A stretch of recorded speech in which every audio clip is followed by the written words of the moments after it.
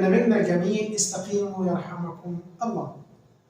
القصة النهارده كان في 2 صحاب بيرسموا لوحة على سطح عمارة عالية جدا، ولما انتهى الأول من رسم لوحته بدأ يرجع ورا علشان يتمعن في رسمته، فأعجبته جدا وبدأ يواصل في الرجوع أكتر لورا، وتعجبه أكتر كل ما يرجع ورا أو يرجع للخلف أكتر، إلى إنه وصل على حافة سطح العمارة من غير ما يحس.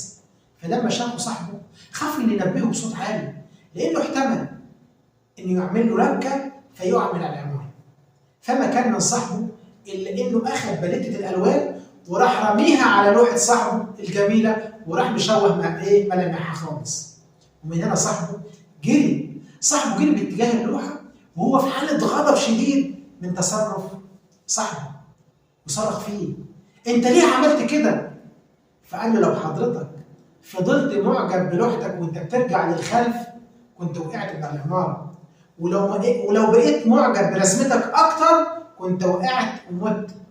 احيانا بنشوف الحاجات الجميلة اللي في حياتنا نحبها ونتعلق بيها، ومش متخيلين حياتنا من غيرها او بدونها، ومن شدة اعجابنا بيها وبدون ما نشعر ترجعنا للخلف.